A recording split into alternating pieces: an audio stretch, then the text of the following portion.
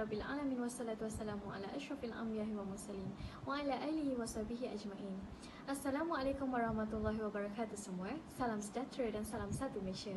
Ahli panel dan sidang hadirin yang dirahmati, segala puji-pujian kehadrat Allah Subhanahu Wa Taala dengan limpah kurnianya dan izinnya akhirnya kita dapat bersama-sama bersua di dalam majlis perbicaraan kita pada hari ini. Sebelum saya memulakan majlis kita pada hari ini, saya ingin memperkenalkan diri saya dahulu. Saya Nur Aina Atira binti Muhammad Hafiz sebagai moderator kita pada hari ini. Okey, sebelum saya memperkenalkan semua ahli-ahli panel kita, saya ingin mengupaskan sedikit tentang tajuk yang kita akan bicarakan pada hari ini. Tajuk yang akan kita bicarakan pada hari ini berkisahkan tentang pembedaan kosmetik menzahirkan kecantikan palsu. Sebenarnya kan, apa yang saya tahulah ataupun tanpa kita sedari, fenomena pembedaan kosmetik ni semakin menular dan sering berlaku dalam kalangan kita sendiri, kalangan masyarakat kita. Tidak kiralah daripada yang beragama Islam ke, yang bukan agama Islam ke, sama je.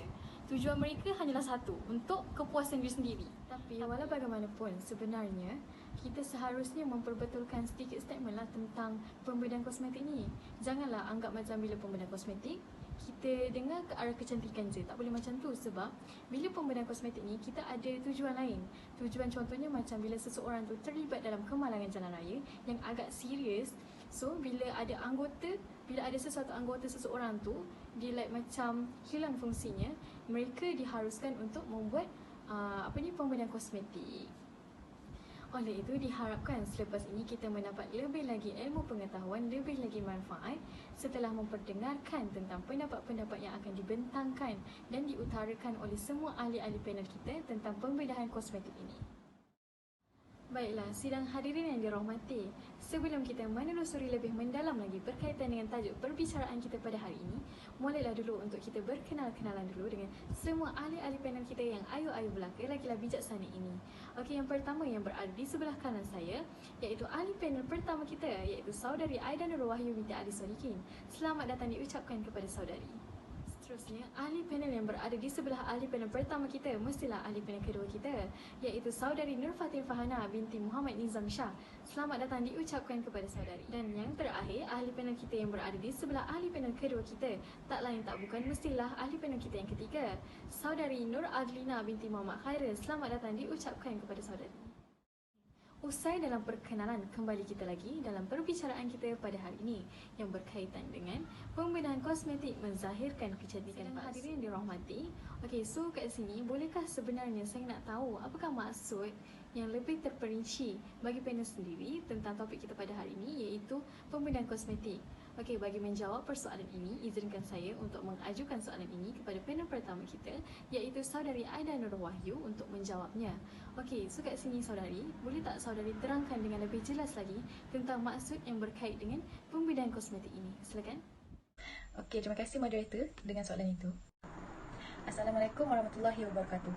Nama saya Aida Nurul Wahyu binti Ali Solikin. Okey, di sini saya sebagai panel dan ingin menceritakan sedikit sebanyak mengenai maksud dan perbezaan antara pembedahan kosmetik dan pembedahan plastik. Sekiranya anda semua memikirkan bahawa pembedahan kosmetik dan pembedahan plastik ini sama, maaf, anda salah. Kerana apa? Kerana kedua-duanya adalah bidang yang berkaitan antara satu sama lain. Akan tetapi secara teknikalnya, kedua-duanya adalah dua jenis pembedahan yang berlainan. Okey, di sini saya akan menceritakan dengan lebih lanjut apa itu pembedahan kosmetik. Okey, yang pertama iaitu pembedahan kosmetik ini ialah ia dapat memberi tumpuan kepada peningkatan penampilan. Okey, seterusnya pembedahan kosmetik ini dia meningkatkan daya tarikan, simetri dan estetik. Dan perkadaran adalah matlamat utama pembedahan kosmetik. Seterusnya, pembedahan estetik ni dia boleh dilakukan di bahagian antaranya bahagian kepala, bahagian leher dan bahagian badan. Pembedahan estetik ni dia macam bahagian tertentu je, macam saya cakap tadi lah, bahagian kepala, leher dan badan je. Oleh kerana itu, prosedur kosmetik ni dia merawat kawasan yang telah berfungsi dengan betul. Okey, pembedahan kosmetik ni ditetapkan sebagai pilihan. Di samping itu, prosedur elektif kosmetik ini dilakukan oleh doktor daripada pelbagai bidang perubatan. Okey, dia ni termasuk juga dari pakar bedah plastik. Okey, seterusnya pula saya ingin menceritakan tentang jenis-jenis prosedur pembedahan kosmetik. Okey, yang pertama iaitu pembesaran payudara. Okey, contohnya seperti pembesaran, pengangkatan dan pengurangan. Okey, di sini maksudnya pembesaran payudara ni mengikut mereka yang ingin membuat pembesaran payudara ni adalah perlulah memasukkan sejenis cecair ataupun orang panggil silikon ke dalam payudara kita untuk menampakkan lebih anjak. Okey, yang kedua pula adalah kontur muka. Okey, kontur muka ni dia terdapat dua bahagian muka, iaitu bahagian dagu dan bahagian peningkatan pipi. Kontur muka ni ramai masyarakat kita sekarang ni yang membuat, tak kiralah baik perempuan ataupun baik lelaki, kerana ia ni dia lagi nampak cantik dan unik lah. Sebabnya dia contoh ada seseorang itu dagunya tak runcing lah, tapi dia ingin meruncingkan dagunya. So bila runcing tu, bila kita tengok cermin, kita akan nampak macam lebih confident lah kan. Okey, seterusnya pula yang kedua ni, dia untuk menaikkan pipi. Yang maksudnya macam selalunya yang perempuan selalu buat, kerana terdapat certain perempuan yang pipinya kelihatan kendur ataupun kelihatan tidak cabi lah. Maksudnya macam dia ingin menampak macam pipi pau ke. That's why dia membuat lah, menaikkan pipi dan dagu. Okey, yang ketiga pula adalah peremajaan wajah. Okey, peremajaan wajah tu apa? Iaitu ia seperti pengangkatan kelopak mata, leher dan kening. Maksudnya pengangkatan kelopak mata ni adalah contohnya seseorang itu mempunyai mata yang redup, agak redup. So dia ingin membesarkan kelopak matanya supaya dia kelihatan lebih terang dan lebih jelaslah penglihatannya tu. Okey, seterusnya ini pula bahagian leher. Leher ni pula dia seseorang itu ingin menampakkan lehernya lebih jinjang. Okey, majoriti yang membuat ni antara pengangkatan kelopak mata dan bahagian leher ni dalam 30% saja, sebab tak ramai yang ingin membuat bedahan ini. Seterusnya pula bahagian kening. Okey, kening majoriti memang ramai para wanita yang ingin membuat keningnya, kerana ada certain manusia yang keningnya agak nipis dan tiada, bulunya agak tiada lah.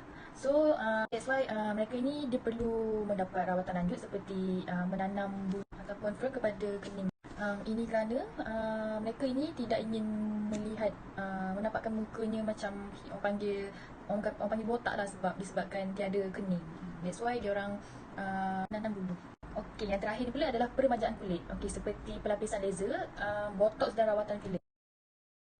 Okey, kita beralih pula kepada apakah itu pembedahan plastik. Okey, pembedahan plastik ni dia memberi tumpuan kepada pembaikan kecacatan untuk membina semula fungsi normal dan penampilan. Pembedahan plastik ni dia diiktirafkan sebagai pembedahan khusus untuk pembinaan semula kecacatan muka, badan. Ini akibat daripada gangguan kelahiran, trauma, luka terbakar ataupun penyakit. Pembedahan plastik ni dia bertujuan untuk membetulkan semula bahagian disfungsi badan.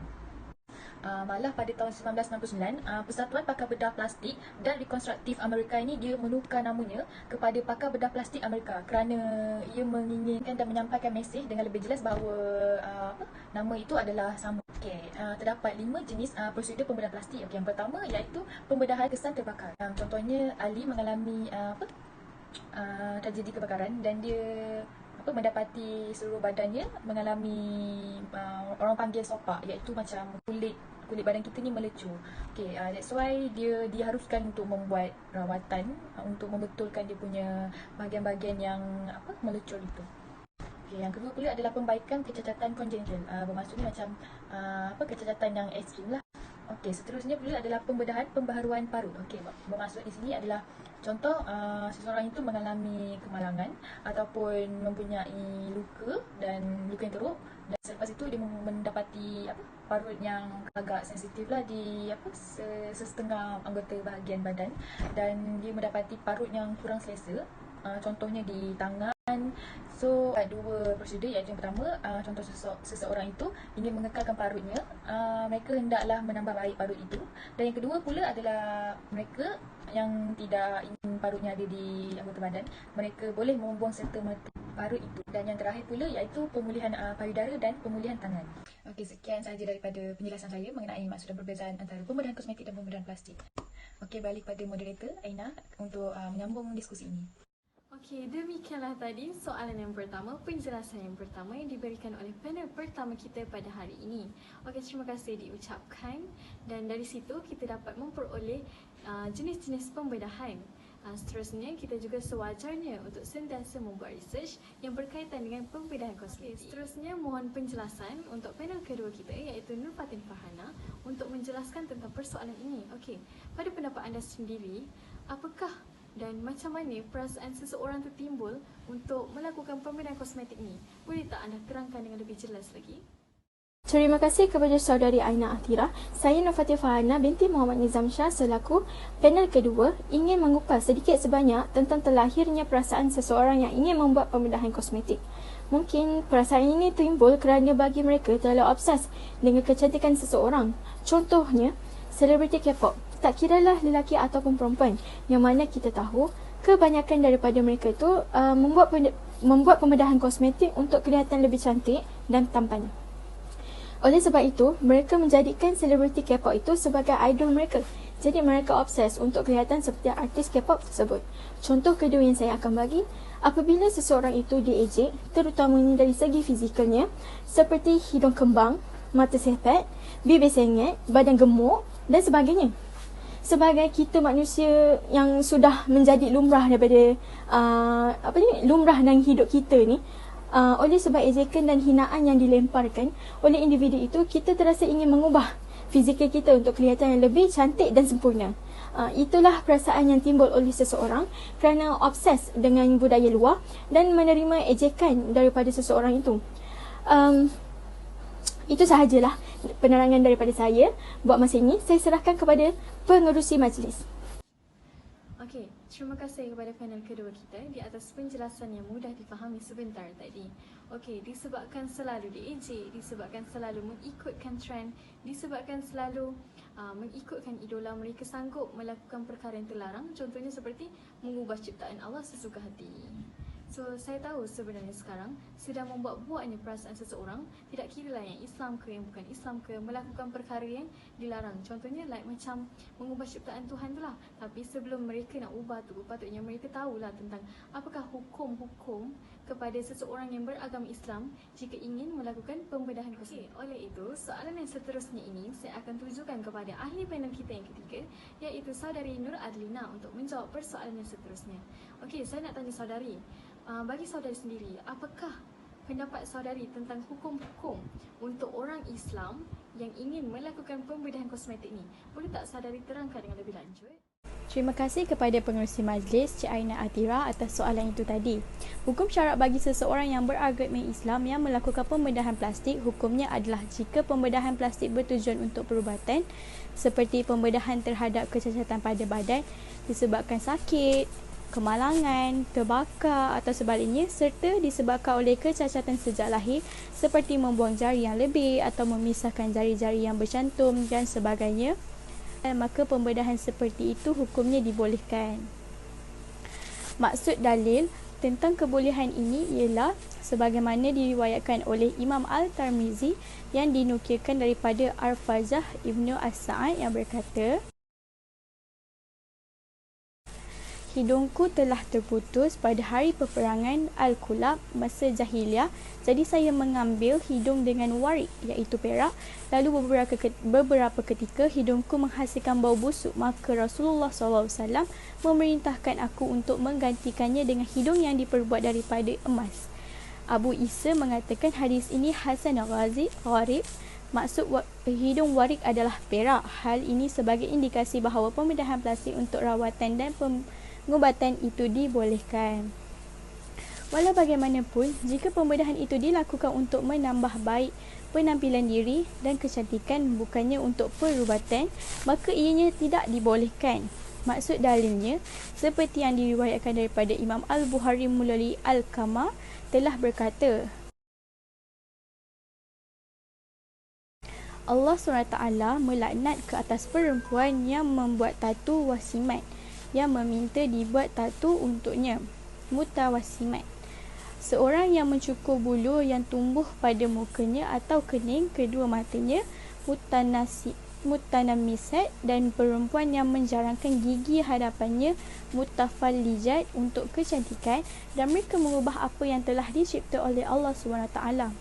Jadi, telah jelas daripada hadis tersebut bahawa perempuan yang menjarangkan gigi hadapannya, mutafallijat, untuk kecantikan adalah berdosa.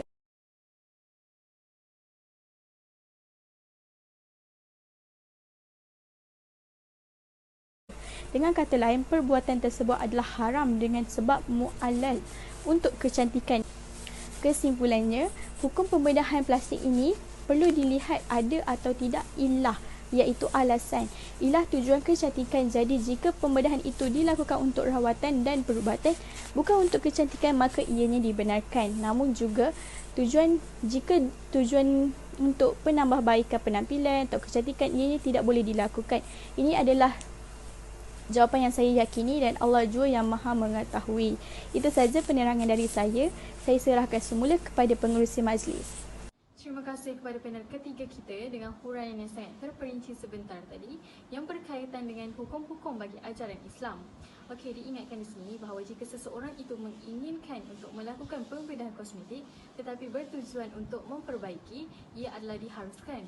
Tetapi jika seseorang itu ingin melakukan pembedahan kosmetik tetapi hanya untuk bertujuan kecantikan, ia adalah haram hukumnya dan berdosa bagi seseorang. Demikianlah tadi pusingan pertama kita dengan soalan-soalan yang dibincangkan sebentar tadi. Hadirin yang dirahmati, kita masih lagi berada di dalam majlis perbicaraan kita pada hari ini. Okey, so jangan lupa nantikan selepas ini pusingan yang kedua. Ingat, tajuk yang sama tetapi berlainan soalannya. Terima kasih. Sidang hadirin yang dihormati sekalian, Alhamdulillah kembali lagi kita dalam pusingan yang kedua perbicaraan pada hari ini yang berkait dengan pembedahan kosmetik menzahirkan kecantikan palsu. Okey, ingat, ini still lagi tajuk yang sama tapi berlainan soalan. Okey, so marilah kita ke soalan yang seterusnya akan ditujukan kepada saudari Fatin iaitu panel kedua kita. Okey, saya nak tanyalah, pada pendapat panel sendiri, apakah kesan sampingan yang akan diperoleh oleh seseorang jika dia melakukan pembedahan kosmetik? Okey, mohon untuk saudari memperjelaskan dengan lebih lanjut.